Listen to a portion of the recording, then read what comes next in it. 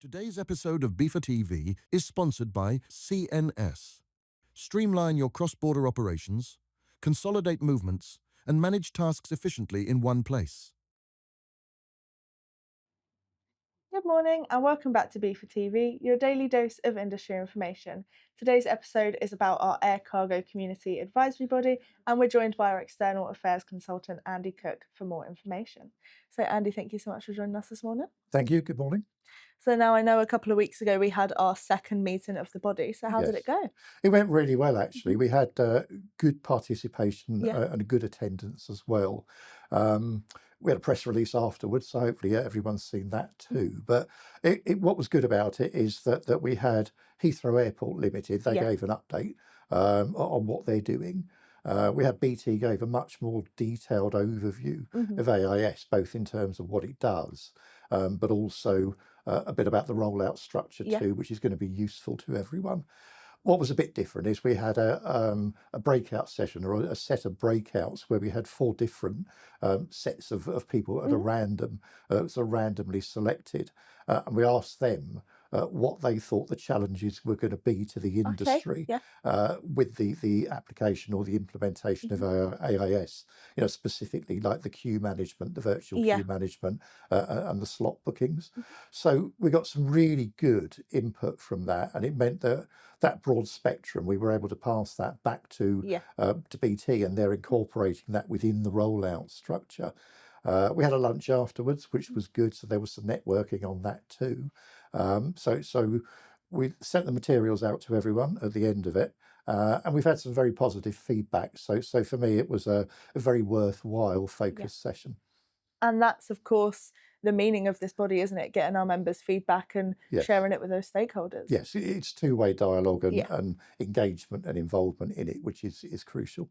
So when we look at, of course, the advisory body, but also the Heathrow expansion itself, what are the next plans? Well, the next steps are it's going to be BT who will now accelerate the rollout of AIS. Not just off the back of the advisory body meeting, but also having been awarded the contract and working with Heathrow Airport Limited. As BFO, we remain a stakeholder in that to represent our members, and we will do that, and we will continue to update them as part of that rollout. But the switch now is much more to the greater advisory body and some of the other areas that we want to focus on now. So I know that the project as a whole, and of course the timeline is huge, but what are the plans for 2025? 2025, well, certainly one of the things we'll do is continue to provide that update to everyone. Certainly, we're moving ahead with the BIFA website. We've got some pages that will be incorporated within that now, and we had a meeting on that with BT last week. So that's under construction, and hopefully we'll start to see something on that fairly soon. The CCS UK user group website, that will be transferred across, anything which is relevant, and then that will be shut down. So hopefully we'll start to see some first pass on that as well. We did have a meeting with the existing CCS UK user group, and that was primarily to understand what they have been working on, just so that we don't drop the threads on that one. So that was a very good session. We've got another one planned with them in September, and the idea will be that anything which is a live topic, we will be publishing that on the website so that all of our members can start to see what's happening there. We're going to also establish a chairperson for that advisory body, that ACC advisory body too. So hopefully that should happen sometime in the near future. And some of the other things we'll do now is we will set a meeting of that wider advisory body along with an agenda. Hopefully we'll try and get something this year.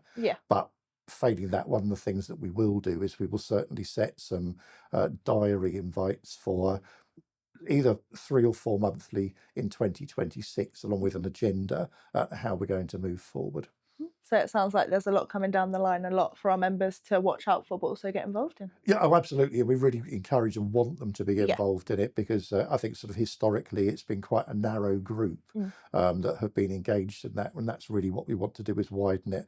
We did have to focus very much on the Heathrow part of it, or the Yeah. Heathrow expansion, and the what's happening with the congestion, for example, there. But now we want to make sure that we don't miss any of the other interesting Yeah. and sort of very beneficial elements that we want our members to be engaged in. That's great, Andy. Thank you so much for the update. No, thank you very much. If you do have any questions about the advisory body or the expansion itself, we'll put Andy's contact details in the description. That's all for today's edition of B for TV, your daily dose of industry information. Today's episode of B for TV is sponsored by CNS. Streamline your cross-border operations, consolidate movements, and manage tasks efficiently in one place.